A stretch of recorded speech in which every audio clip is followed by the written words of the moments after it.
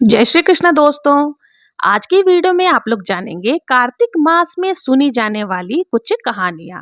अगर आप भी कार्तिक स्नान कर रहे हैं तो विधि विधान से आपको पूजन के साथ ही कथाएं भी जरूर से सुननी चाहिए, तभी कार्तिक स्नान का पूर्ण फल आपको प्राप्त होता है।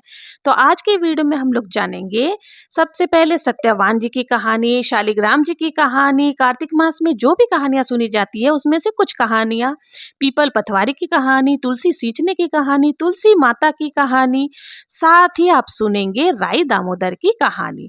तो सबसे पहले हम लोग शुरू करते हैं शालिग्राम जी की कहानी। एक बूढ़ी माता थी, वो रोज शालिग्राम जी की पूजा सेवा किया करती थी। कार्तिक मास आया, उसके मन में भी गंगा स्नान पुष्कर स्नान करने का विचार आया। फिर वो सोची मेरे पीछे से मेरे शालिग्राम जी की पूजा कौन करेगा, सेवा कौन करेगा। तो ऐसा सोचकर वो अपने पड़ोसन से बोली कि मैं गंगा स्नान करने के लिए जा रही हूँ, मेरे पीछे से शालिग्राम जी को तुम रख लो। पड़ोसन बोली मुझे सेवा पूजा तो आती नहीं, मैं कैसे रख सकती हूँ, बताओ कैसे पूजा करना है, मैं कर दूंगी। बुढ़िया बोली सवेरे इनको उठाना, गंगा से लोटा भरकर पानी लाना, आते समय बगीचे से पुष्प तुलसी लाना, भगवान को जल व कच्चे दूध से नहलाना, चंदन लगाकर पुष्प तुलसी चढ़ाना, दूध का भोग लगाना, दोपहर को जो भी रसोई तुम्हारे घर में बने, जो भी भोग तुम बनाती हो उसी का भोग लगाना, शाम को दीपक जलाना, ऐसी सेवा पूजा करना। कहकर वो चली गई। पड़ोसन ने बुढ़िया के कहे अनुसार वैसा ही किया और खूब भगवान जी को अच्छे से नहलाया धुलाया, भोग लगाया। पर भगवान जी तो थाली से जिमते ही नहीं थे। वो बुढ़िया परेशान हो गई, दूध पिया ही नहीं। देखकर वो चिंता में पड़ गई और बोली भगवान आपकी मालकिन आएगी तो मैं क्या जवाब दूंगी कि मेरे भगवान को दुबला पतला कर दिया। अभी 1 महीना है, आप अगर नहीं खाओगे नहीं जिमोगे तो मैं भी नहीं जिमूंगी, भूखी बैठी रहूंगी। भगवान ने सोचा कि अब तो इसको दर्शन देने ही पड़ेंगे, नहीं तो ये भूखी प्यासी बैठी रहेगी। छोटा सा मोर मुकुट पीतांबरधारी रूप लेकर पाटे पर बैठ गए। दूध पी लिया व जीम लिया, रोज ऐसा ही होता रहा। एक दिन भगवान ने कहा कि मैं गाय चरा कर आता हूँ। तो पड़ोसन बोली थोड़े दिन तो रहोगे, क्यों जाते हो, मेरे पास ही रहो। पर भगवान माने नहीं, हाथ में सोने की लाठी, कंधे पर हीरे मोती का पीतांबर डालकर गाय चराने चले गए। महीना बीता, बुढ़िया आ गई। स्नान ध्यान से निमट कर सोचा शालिग्राम जी को ले आऊं। पड़ोसन के पास गई। पड़ोसन बोली शालिग्राम जी तो शाम को आएंगे तब ले जाना। बुढ़िया शालिग्राम जी के लिए जिद करने लगी और झगड़ा हो गया, लोग इकट्ठे हो गए। पड़ोसन बोली बुढ़िया को समझाओ, 1 महीना जैसे निकाला वैसे ही शाम तक सब्र कर ले, शाम को जब शालिग्राम जी वापस आएंगे तब ले जाए। बुढ़िया वहीं धरना देकर बैठ गई और बोली मैं तो अभी ही अपने ठाकुर जी को लेकर के जाऊंगी। शाम हुई, भगवान जी वापस आ गए। गाय उनकी जगह छोड़ भगवान मंदिर में विराजमान हो गए। पड़ोसन बुढ़िया से बोली कि देखो भगवान जी वहां विराजमान है, तुम अपने ठाकुर जी को ले जाओ। बुढ़िया को तो रूप दिखा नहीं, केवल जो पूजा आराधना करती थी उनको दिखा। फिर उसने कहा कि बुढ़िया को तो विश्वास ही नहीं हो रहा है कि आप उठकर कहीं जाते भी हो। हे प्रभु आप इनको भी दर्शन दो। भगवान ने मोर मुकुट पीतांबरधर हाथ में सोने की लाठी लेकर दर्शन दिया। सभी ने उनके दर्शन करके धन्य हो गए। भगवान ने बोले भक्तों को दर्शन वैसे ही देना, जो भी श्रद्धा भक्ति से आपकी पूजा आराधना करें उनको भी उसी पड़ोसन की तरह दर्शन देना। कहते सुनते उकारा भरने वालों की भी समस्त मनोकामनाओं को पूर्ण करना। बोलो शालिग्राम जी की जय। अब आइए सुनते हैं राई दामोदर की कहानी। 2 माँ बेटियां थी। बेटी का नाम राई था, वो बहुत ही सुंदर व सुशील थी। भगवान कृष्ण की बहुत ही पक्की भक्त थी, हर दिन उनकी सेवा पूजा किया करती थी। रोज का उसका नियम था कि वो भगवान जी की पूजा करने के बाद ही भोजन करती थी। एक बार भगवान कृष्ण ने उसकी परीक्षा लेना चाहिए और उसने डांसरी बेचने वाला बनकर उसके घर के बाहर आकर आवाज देने लगे। राई अपनी माँ से बोली कि मुझे भी डांसरिया चाहिए। माँ बोली मैं पैसे कहाँ से लाऊं, बाजरी है जा ले जा। बाजरी के भगवान ने फूंक मारी तो फूस उड़कर राई की आंखों में पड़ गई। राई जोर जोर से विलाप करने लगी कि मेरे आंखों में दर्द हो रहा है। भगवान वहां से तब तक अंतर्धान हो गए थे। फिर भगवान जी वैद्य जी का रूप धारण करके वहां पर आए और आवाज देने लगे। राय की माँ बाहर आई और बोली वैद्य जी मेरी बेटी के आंख में तो फूस गिर गया है, उसे निकाल दो। भगवान बोले मैं फूस तो निकाल दूंगा, लेकिन उसके साथ मेरा विवाह करना पड़ेगा। राय की माँ तैयार हो गई, सगाई कर दी। कार्तिक शुक्ल 11 के दिन विवाह निश्चित हो गया। माँ सोचने लगी कि बेटी को क्या दूंगी, तो सोनार की दुकान पर गई और जाकर बोली मेरी राई के लिए लौंग व बिछिया गढ़ दे। सुनार बोला मेरे पास अभी समय नहीं है, मैं तो कृष्ण भगवान के गहने गढ़ रहा हूँ। हलवाई व बाणिया के पास गई कि हमारे लिए मिठाई बना दो, तो वहां से भी वही जवाब मिला कि हम तो भगवान के लिए अभी सब तैयारी कर रहे हैं। माँ बहुत ही विवश होकर घर आ गई और सोच में पड़ गई अब क्या करें। किंतु वो लोग कृष्ण जी के सच्चे भक्त थे, उनकी पूजा आराधना रोज नियम पूर्वक किया करते थे। तो जैसे ही वो घर आई उसने देखा कि घर की जो झोपड़ी थी वो महल में परिवर्तित हो गई। उससे बहुत ही आनंद हुआ और बहुत ही प्रसन्नता हुई और ठाट बाट से उसने अपनी बेटी की शादी की तैयारियां शुरू कर दी। भगवान बारात लाए और खूब अच्छे से राई का विवाह भगवान श्री कृष्ण के साथ कर दिया गया। भगवान राई को लेकर द्वारका पहुंच गए। राई और द्वारका में जाकर के वो अन्य रानी को छोड़कर राई के महल में ही रहने लगे। दूसरी रानी इस बात से बहुत ही ज्यादा चिढ़ने लगी कि अभी कल की आई हुई रानी के साथ ही जब भगवान ज्यादा देर समय व्यतीत कर रहे हैं। सावन में राई अपने पीहर आई। भगवान ने सोचा कि राई को तीज भेजूं, तो इसलिए भगवान ने उसमें 5 बेस 5 सोने के पचटे रख दिए और 2 हंसों को बुलाया और बोले सीधे तुम राई के घर ही जाना, बीच में कहीं मत रुकना। अन्य रानी को जब पता चला कि महाराज जी उसके लिए राई के लिए बहुत सारा सामान भेज रहे हैं तो उन्हें बहुत ही ईर्ष्या हुई। ईर्ष्यावश उन्होंने हंसों को अपने पास बुला लिया और बोला लो हंस मोती चुग लो। हंस आ गए। राजा ने मना किया था फिर भी हंस मोती के लालच में आ गए और हंस मोती चुगने लगे। तब तक रानियों ने सारा सामान उसमें से निकालकर उसमें फटे पुराने कपड़े भर दिए और 5 कांटे बांध दिए। पोटली हंसों को दे दी। हंस सामान लेके राई के पास पहुंच गए। राई को बहुत ज्यादा खुशी और वह खुशी से नाचने लगी कि महाराज जी ने उसके लिए इतना सारा कुछ भेजा है। पर जैसे ही राई ने पोटली खोली 5 उंगलियों में कांटे चुभ गए। राई बहुत ही दुखी हुई और मन ही मन सोचने लगी कि महाराज ने ऐसा क्यों किया। सावन खत्म हुआ तो भगवान राई को लेने के लिए पहुंचे। राई भगवान से बात नहीं करने लगी। भगवान आए तो राई दूर दूर हो जाए। भगवान ने सोचा कि ऐसा क्यों कर रही है, क्योंकि उन्हें इस विषय में कुछ भी नहीं पता था। राई फिर भी उनसे बात नहीं करती, हमेशा नाराज सी रहती। राई भगवान को अपने महल में ही जिमाती, भोजन में दही जरूर देती, लेकिन उनसे बात नहीं करती। एक दिन भगवान बिल्ली बन करके दही खा गए। अब राई दही कहाँ से लाए। भगवान गुजरी बनकर दही बेचने के लिए आए। राई नीचे जाकर बोली थोड़ा सा दही दे दो।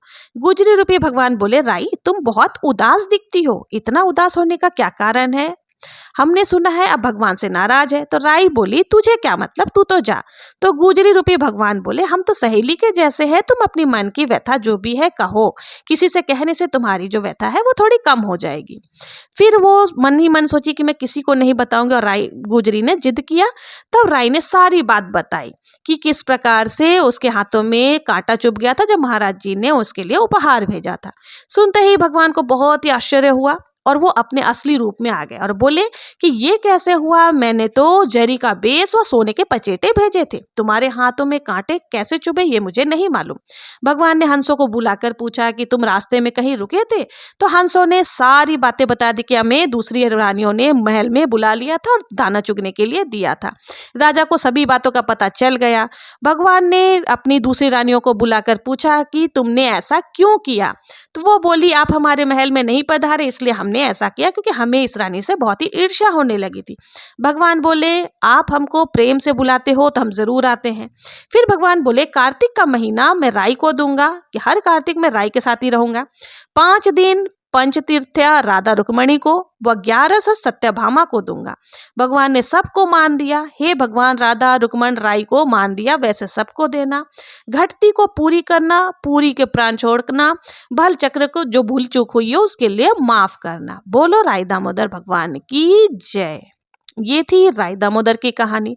अब आइए सुनते हैं सत्यवान की कहानी। एक दादी पोती थी जो रोज सत्यवान की कहानी सुनने का उनका नियम था। सत्यवान की कहानी सुनती, पूजा पाठ करती, उसके बाद ही भोजन क्या करती थी। लोटे में जल भरकर फूल रखकर कहानी कहा करती, सत्यवान का नाम लेकर अर्घ देती।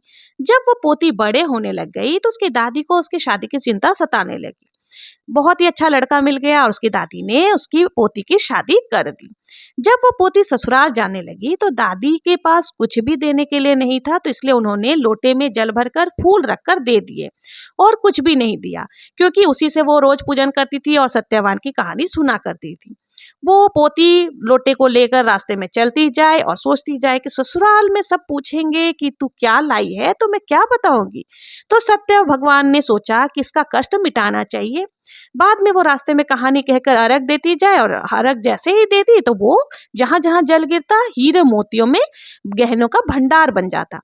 वो खूब पहन ओढ़कर ससुराल पहुंची तो ससुर ने कहा कि बहू तो बहुत बड़े घर की है, बहुत धन लेकर के आई है। सासू ने कहा कि पड़ोसन से जा मूंग चावल उधार ले आ, बहू के लिए कुछ बनाओ तो सही। बहू ने कहा मेरे लोटे में से जल लेकर रसोई बनाओ। लोटे में जल लेकर रसोई बनाई तो भगोना पूरा भर गया, तरह तरह की मिठाइयां बन गई और बहुत ही पकवान आदि तैयार हो गए। सासू ने कहा अब आजा बहू जीम लो।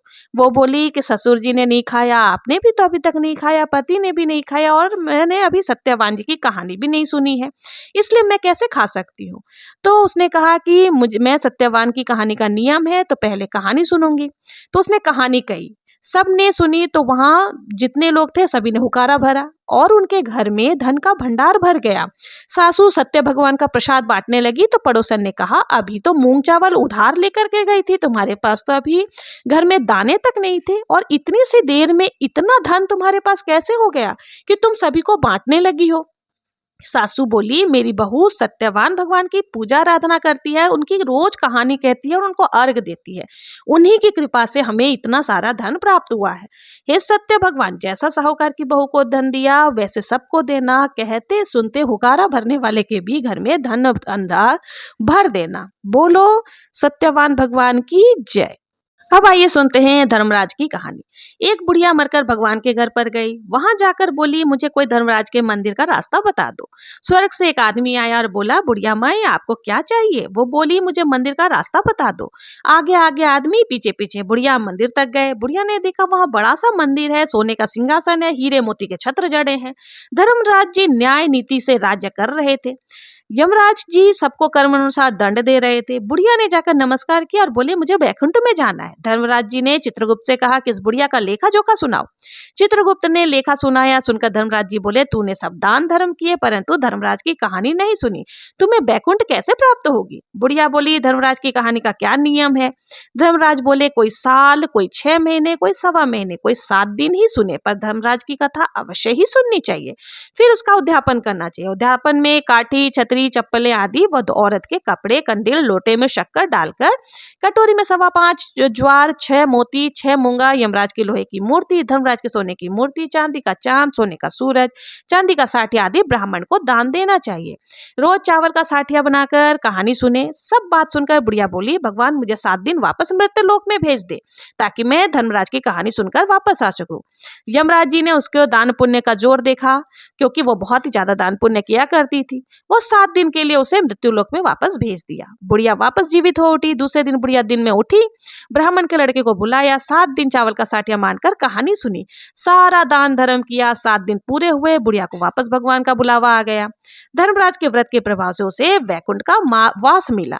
तो हे प्रभु, जो भी धर्मराज की कथा कहे उसे वैकुंठ का वास देना, कहते सुनते हुकारा भरने वालों को भी मोक्ष की प्राप्ति देना। बोलो धर्मराज महाराज की जय। अब आइए सुनते हैं तुलसी जी की कहानी। कार्तिक के महीने में औरतें तुलसी सींचने के लिए जाती। एक बुढ़िया भी रोज तुलसी माता को सींचा करती और जब सभी औरतें तो तुलसी सींच कर वापस आ जाती, बुढ़िया तुलसी सींचने के बाद वहीं बैठकर कहती तुलसी माता सत का दाता, मैं बिड़ला सींचू तेरा, तू कर निस्तारा मेरा।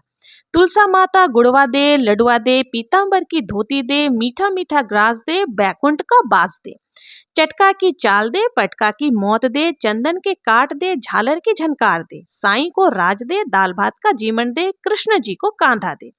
उसकी बात सुनकर तुलसी माता चिंता के कारण सूखने लगी। कृष्ण भगवान ने तुलसी जी से पूछा कि इतनी औरतें तुम्हारी रोज पूजा आराधना करती हैं, इतना कुछ तुम्हें जिमाती है, तुम्हारे रोज गीत भजन गाती है, फिर भी तुम दिनों दिन सूखती क्यों जा रही हो, उसका क्या कारण है बताओ।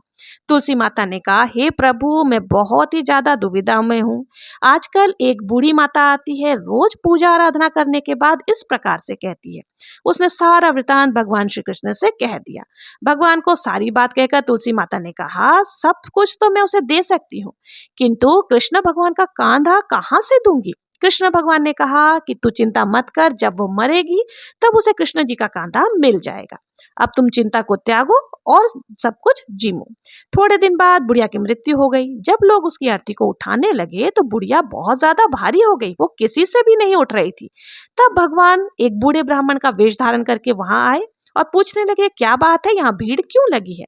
तब सभी लोग कहने लगे कि बुढ़िया तो मर गई, पर पता नहीं कौन सा पाप किया था जो इसकी लाश में इतना वजन हो गया है, ये किसी से उठ ही नहीं रहा है। बहुत सारे हमने प्रयत्न कर लिया पर इसको उठा नहीं सक रहे। तब भगवान कृष्ण ने कहा कि कोई बात नहीं, मुझे इसके कान में कुछ बात कहने दो, ये उठ जाएगी। लोग दूर हट गए। भगवान ने बुढ़िया के कान में जाकर कहा, बुढ़िया माई तू बिड़ला सींचे, मैं करूं निस्तारा तेरा। लडवा ले, गुड़वा ले, पीताम्बर की धोती ले, मीठा मीठा ग्रास ले, बैकुंठ का वास ले, चटका की चाल ले, पटका की मौत ले, चंदन का काट ले, झालर की झनकार ले, साईं का राज ले, दाल भात का जीवन ले, कृष्ण का कांधा ले। इतना सुनते ही बुढ़िया हल्की हो गई, क्योंकि उसे कृष्ण जी का कान्हा मिल गया था। श्री भगवान कंधा देकर उसे ले गए और बुढ़िया की मुक्ति हो गई। हे तुलसी माता, जैसे उसकी मुक्ति करी वैसे सबकी करना। उसे कृष्ण जी का कांधा जैसे मिला वैसे सभी जो भी तुलसी माता की पूजा करे उन्हें, और जो भी कार्तिक स्नान करे उनको भी कृष्ण जी का कांधा मिले। बोलो श्री कृष्ण भगवान जी की। अब आइए सुनते हैं तुलसी माता की एक अन्य प्रचलित कथा। एक ब्राह्मण और ब्राह्मणी थे, उनके कोई संतान नहीं थी। ब्राह्मण रोज सुबह नदी में स्नान करने जाता और घर आकर पूजा पाठ किया करता था। एक दिन ब्राह्मण नदी में स्नान करने के लिए गया और संध्या की, फिर घर जाने लगा तो पीछे से किसी ने आवाज दी कि बाबा मैं अभी आऊं। उसने पीछे मुड़कर देखा तो कोई नहीं था। फिर चला, वापस आवाज आई और पीछे मुड़कर देखा तो कोई दिखा नहीं, और बोला कि ब्राह्मण मन ही मन सोचना कहीं कोई भूत प्रेत तो नहीं है। इसलिए उसने कहा कि भूत प्रेत हो तो मत आना, कोई देव हो तो आना। इतने में 5 वर्ष की कन्या नजर आई और बोली, बाबा मैं आपके घर आ जाऊं। उसने उसकी उंगली पकड़ी और उसको घर ले आया। घर आने पर उसकी स्त्री बोली, यह कन्या किसकी है। वो बोली, माँ मैं तेरी हूँ। उसने ब्राह्मण से पूछा, क्या बात है। ब्राह्मण ने सारी बात कह दी। उन दोनों ने उसे बेटी कह के पुकारा। वे दोनों पति पत्नी बहुत ही खुश हो गए, क्योंकि उनके कोई संतान नहीं थे और उसे ये कन्या मिल गई थी। और बोले, इसका नाम क्या रखा जाए। ब्राह्मण बोला, इसका नाम तुलसी रख देते हैं, और ये हमारे आंगन की तुलसी है। अब तुलसी खेलने कूदने लगी। माता पिता बहुत प्यार करते थे। वो धीरे धीरे बड़ी हुई तो शादी के योग्य हो गई। माता पिता चिंता करने लगे कि तुलसी बोली, मेरी चिंता मत करना, मुझे तो स्वयं भगवान श्री कृष्ण लेने आएंगे, तुम तैयारियां करो। शादी का मुहूर्त निकाला। कार्तिक सुदी एकादशी के दिन तुलसी की शालिग्राम जी के साथ शादी हुई और तुलसी जाने लगी। उसके माता पिता रोने लगे, विलाप करने लगे, बेटी हम तुम्हें कहाँ लेने जाएंगे। तुलसी ने कहा, माता पिता आप मेरी चिंता मत करो, मेरा ससुराल द्वारका धाम है। आप जब मुझे याद करोगे तो मैं आ जाऊंगी। आप घर में तुलसी लगाना, उससे मन की शांति होती है, घर की शुद्धि होती है। आंगन की तुलसी को आप सदा रखना, उनकी पूजा अर्चना करना, वो बिल्कुल मेरी ही परछाई बनकर तुम्हारे घर पर रहेगी। और जब भी तुम्हें कोई परेशानी हो तो तुम मुझे याद करना, मैं तुम्हारे घर जरूर से आऊंगी। उसके माता पिता को थोड़ा आश्वासन मिला। फिर वो लोग अपनी बेटी को बहुत ही खुशी खुशी विदा कर दिए। तो हे तुलसी माता, आप जिसके आंगन में भी रहे उनके घर में सुख शांति सदैव बनी रहे और कभी भी किसी प्रकार की कमी ना हो। बोलो तुलसी माता की जय। तो ये थी तुलसी माता की कहानी। अब आइए सुनते हैं कार्तिक मास में सुनी जाने वाली इल्ली गुनिया की कथा। एक थी इल्ली, एक था घुन। इल्ली बोली, आओ घुन कार्तिक नहाए। घुन ने कहा, तुम ही नहा लो, तू गिरी छुआरे में पड़ती है और तेरे में तो बहुत ताकत है, मैं तो मोट बाजरे में पड़ता हूँ, सो ताकत नहीं है। कार्तिक नहाने की। फिर इल्ली तो राजकुमारी के पल्ले में छिपकर रोज कार्तिक नहा कर आती। घुन तो नहाया नहीं। कार्तिक की पूर्णिमा आई।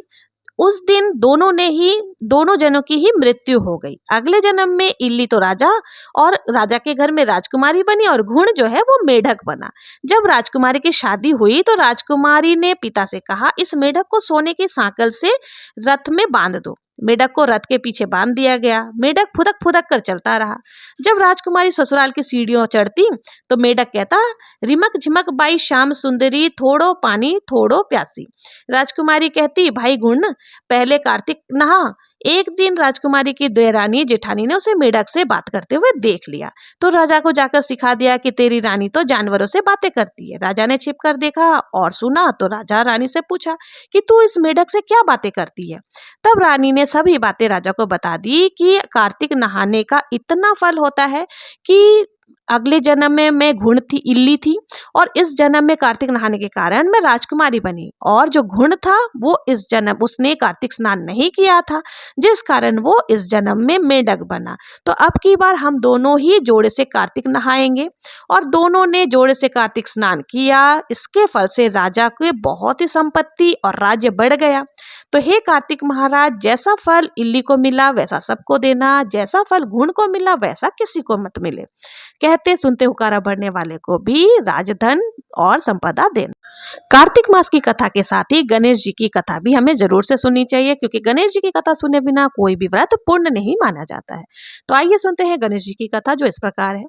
एक दिन गणेश जी राजा जी के बाग में घूम रहे थे। गलती से उनसे एक फूल टूट गया। अब गजानन जी ने सोचा कि अब तो मुझे इसका प्रायश्चित करना ही पड़ेगा, भले ही फूल गलती से टूटा है पर टूटा तो मुझसे ही है। इसलिए वो राजा के यहाँ नौकरी करने लगे और उनके यहाँ नौकर बनकर रहने लगे। उन्होंने एक छोटे से बच्चे का रूप धरकर राजा के यहाँ नौकरी कर ली। एक समय रानी जी शौच करने के लिए गई और निवृत्त होकर हाथ को जो है वो राख से धोने लगी। विनायक जी ने देखा तो बोला कि राख से हाथ नहीं धोते हैं, तुम मिट्टी से हाथ धो लो। तो रानी नाराज हो गई। वो बोली, ऐसा नौकर लाए हो जो हर काम में टांग अड़ाता रहता है। राजा ने बालक को डांटा कि तुमने क्यों बोला। तब उसने कहा कि अशुद्ध हाथ भी कभी राख से धोए जाते हैं, और राख जो होती है उसमें लक्ष्मी माता का वास होता है, और अगर आप राख से हाथ धोती तो आपका लक्ष्मी का नाश होता, इसलिए मैंने रानी को मना किया। राजा बोला, बात तो तेरी सही है। एक दिन राजा बोले, हे गजानंद, रानी को पुष्कर स्नान करवा कर लाओ। दोनों पुष्कर स्नान करने के लिए गए तो रानी किनारे पर बैठी लोटा लोटा से नहाने लगी। गजानंद जी ने हाथ पकड़ा और रानी को डुबकी लगवाकर स्नान करवाया। रानी महल में आकर राजा से शिकायत करने लगी कि बढ़िया नौकर लेकर के आए हो, ये तो मुझे पुष्कर में डुबो ही देता। तब राजा उसको वापस से डांटने लगे, क्या रे गणेशिया, तू क्यों डांट इस तरह का काम करता है जो तुम्हें डांट खानी पड़े। तब गणेश जी बोले कि लोटे लोटे भी कोई जाकर के तीर्थ स्थान पर नहाता है, नहाना है तो डुबकी लगा करके नहानी चाहिए, तभी पूर्ण फल प्राप्त होता है। राजा बोला, गणेशा तू तो बड़ा समझदार है, तेरी बात तो सही है। अब राजा एक दिन हवन करवाने की सोची और हवन करवाने लगे। हवन पर बैठते समय गजानंद को भेजा कि जाओ रानी को बुला लाओ। गणेश जी रानी को बुलाने के लिए गए तो देखा कि वो पीले नीले वस्त्र धारण किए हुए हैं। गजानंद को बहुत ही बुरा लगा। उसने रानी के वस्त्र को फाड़ दिया, जिससे रानी बहुत ही नाराज हो गई। राजा बुलाने आए तो रानी बोली कि ये गणेशिया तो बहुत ही मेरे से मजाक करता रहता है, मस्करी करता रहता है, और इसने मेरी देखो वस्त्र भी फाड़ दिए। राजा ने फटकार लगाई और बोले, गणेशिया दिनों दिन तुम्हारी जो बुद्धि है वो खराब होती जा रही है, तुम मेरी रानी को बहुत परेशान करते हो। तब गणेशिया बोला कि राजा जी, कभी काले नीले वस्त्र पहन करके भी हवन किया हो जाता है, हमेशा हवन लाल पहन करके ही करनी चाहिए, लाल या पीले वस्त्र पहनकर ही करनी चाहिए, लाल चुंदड़ी पहननी चाहिए, इसलिए मैंने ये वस्त्र फाड़ दिया। राजा ने विचार किया, बालक है तो छोटा परंतु बहुत ज्यादा होशियार है। हवन में बैठने लगे तो गणेश जी की स्थापना में देर होने लगी। राजा ने कहा कि गणेश जी को बिठाओ। गणेश जी बोले कि आंखें बंद करो। इतने में गजानन जी दर्शन दिए। ऊंद उदालिया, दूध चुदालिया, ओछी पिंडिया एझनकारा, और राजा के खूब अन्न धन लक्ष्मी का भंडार भर दिया। राजा बोले, हे गजानन जी महाराज, हमने इतनी दिन से आपसे काम करवाया, हमें तो बहुत बड़ा दोष लगेगा। तब गणेश जी बोले, आप चिंता मत करो, मैं एक बार आपके बाग से गुजर रहा था तो मुझसे एक फूल टूट गया था, इसीलिए मैंने प्रायश्चित करने के लिए आपके घर में काम किया। और राजा रानी को बोला, तुम किसी बात का चिंता मत करो, तुम्हें किसी भी प्रकार का दोष नहीं लगेगा, तुमने मुझे बहुत ही अच्छे से रखा। और राजा रानी को बहुत ही आशीर्वाद दे करके अंतर्धान हो गए। तो हे गणेश जी महाराज, जिस प्रकार से राजा रानी को दर्शन दिया, उनके अन्न धन के भंडार भरे, वैसे ही कथा कहने और सुनने वालों के भी अन्न धन के भंडार भर देना। बोलो गणेश जी महाराज की जय। तो ये थी कार्तिक मास में सुने जाने वाली कुछ व्रत कथाएं और साथ ही गणेश जी की कथा। अगर आप लोगों को ये कथा अच्छी लगी हो, पसंद आई हो, तो प्लीज मेरे चैनल को लाइक, शेयर एंड सब्सक्राइब करना ना भूलें। मिलते हैं नेक्स्ट वीडियो में किसी और कथा के साथ। तब तक के लिए जय श्री कृष्णा, जय गणेश जी महाराज की जय।